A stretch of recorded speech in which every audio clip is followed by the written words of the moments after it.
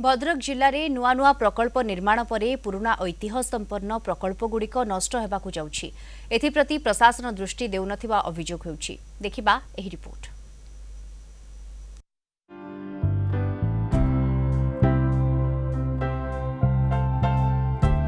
भद्रकरे पुराना ऐतिह्य को अवहेला।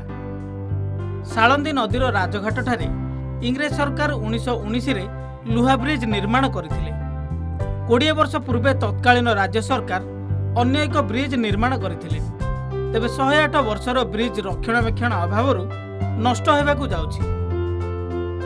सेहिपरि जिला मुख्य चिकित्सालय गेलपुर ठारे निर्माण पर भद्रक सहर मझिरे थिबा पुराना जिला मुख्य चिकित्सालयटी अदरकारी होई पड़िछि। एही हॉस्पिटलटी भद्रकर ऐतिह्य सहित जोड़ी होई रहिथिले मध्य एहा एबे नष्ट होगाकू जाउछि।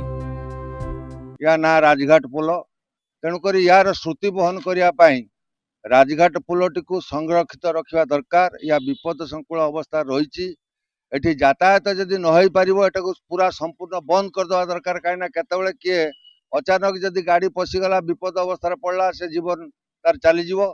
तेणुक मोर सरकार एवं प्रशासन को अनुरोध से रास्ताटा को संपूर्ण बंद कर दिंतु। ये जो राजघाट पोल कराई ब्रिटिश समूह एवं दीर्घ दिन हो गलानी से बर्तमान डेंजर अवस्था बा विपद संकुल अवस्था अच्छी तार रक्षणाबेक्षण भद्रकवासी चाहूँगी। एवं ये पोल खाली मरा जाइए कलेक्टर माध्यम कलेक्टर साहब मार्चंती जे एटा विपद संकुल होती जानते ना ता पूर्व रीतिमत गाड़ी चली आसर मरा है कि गाड़ी चली आस। नलांग निकटरे नुआ जिला कोर्ट निर्माण पर 1915 रे तत्कालीन इंग्रेज सरकार निर्माण करिथिबा कोर्ट बिल्डिंग अस्तित्व हराइछि। भद्रकर ऐतिह्य सहित जोड़ी होइथिबा एही पुराना बिल्डिंग रो म्यूजियम प्रतिष्ठा पई भद्रकवासी दाबी करछन्ति। एही पुरातन ऐतिह्य संपर्क रे परवर्ती पीढ़ी को जणाइबा पई एही सब प्रकल्पर रक्षणाबेक्षण जरूरी होई पड़िछि। तेबे जिलापाल कैमेरा सम्मुख रे किछि कहि नाहांती। ए एसेट को ओडिशा सरकार तरफ विभिन्न जगार विभिन्न जिले में ताकू भी अवलोकन करने दरकार। एवं कौ जगार आम पुराना ऐतिह्य को सजैक रखा।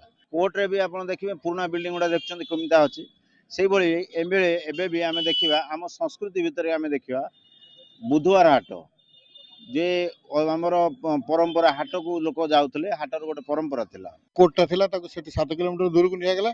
आमर दाबी थिला जे निहाती एटा गोटे ऐतिह्य म्यूजियम करा जाऊ पुराना पई एवं गोटे कोर्ट पई स्पेशली गोटे सदर थाना को एठी गोटे कोर्ट कर दिया जाऊ। सदर थाना पई जन हाकिम नियुक्त हंतु कोर्ट रो परिसर रहबो एवं म्यूजियम गोटे तयारी हेबो। भद्रकर ऐतिह्य सहित जोड़ी होई रहिथिबा एई 3 प्रकल्पर रक्षणाबेक्षण पई तुरंत प्रशासन दृष्टि देबाकू सबु महलरे दाबी हेउछि। भद्रकरू वीडियोग्राफर जयंत बारिकଙ୍କ सहित नरेंद्र कुमार सामलଙ୍କ रिपोर्ट कलिंग टीवी।